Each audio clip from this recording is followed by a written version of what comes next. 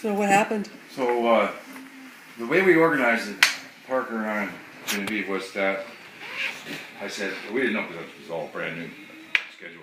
So should I go? I would really like to go on before and do my, have a look at my videos, my report, and then not take any questions at all, because Dr. Bruce Fraser's here for that reason.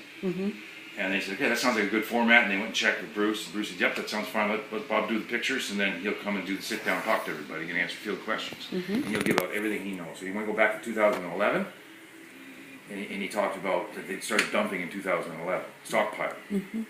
So we can get a frame of reference for time on this, historically. And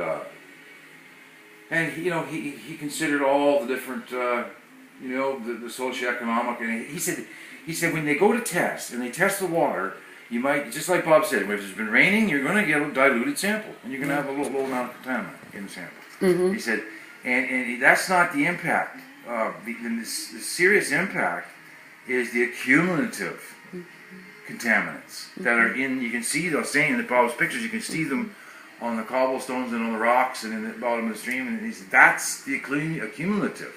So tests need to be done on that. He said it's really difficult to do testing on accumulative, but that's going all the way down into the lake.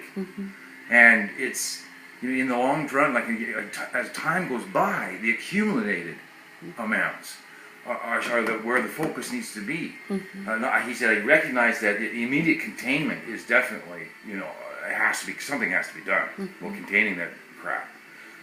He said they did soil testing. He pushed forward back as a watershed, Shawnigan watershed leader. He pushed for water testing, and a series of tests did take place, and we all know about some of them, Andrew Weavers and such testing. And when they did the soil sampling, when they pushed for soil samples, and for the Ministry of Environment went out and they took soil samples down maximum 3 inches. Just that stuff's piled up, 50 to 120 feet tall, and we asked for core sample drilling. And the proprietor, the owner, was not interested because of the cost. And the ministry agreed with them. And they went out and did some soil samples from surface soil, which is rinsed clean. So the ministry is not cooperating with us on this.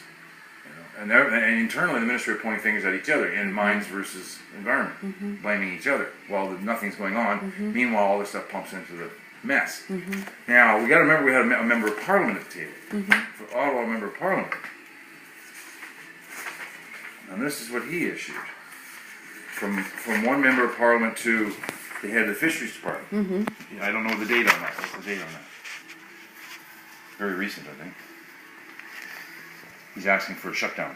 Oh, really? Yeah, complete total shutdown on the whole thing. And? Through the fisheries. Yeah. But he just sent that. I think it was just yesterday or whatever, last night. Oh, that's wonderful. Yeah, he's asking for a complete and total shutdown. Minister Tutu, and this is Alistair McGregor, the NDP guy that was elected for the couch. Oh, that's wonderful. So that's this. He's seen enough. He's had it. He's asking for under 32B, causing serious harm to fish, and he's saying, okay, I'm writing in regard to contaminant soil, South Island, Shawnigan. Beautiful part of my writing. Recently spoken to fisheries equipment directors. According to the area Lake Shawnigan Association, the land poses environmental risk. There are no plans to deal with the future site by the provincial ministry. They also state that engineering failures are commonplace. Cool. And all the experts who testified at the ministry's hearings agreed that the site was not suitable for a contaminated soil dump. So on community watershed does not make sense. The fisheries program role sustainability of fisheries to make regulations and the provisions of the problem, specifically responsible for reviewing the projects under 35(2)B, which is required to ensure proponents avoid serious harm to fish. A review of the Shawnigan Lake is imperative as it poses a risk to fish. I ask that you conduct a habitat review of this site, and work with provincial partners in stopping the project in the interest of protecting fish habitat. That's why he sent it to the fisheries minister. Oh, that's brilliant. Yeah. So we have a member of parliament, and I spent some time one-on-one with him because he was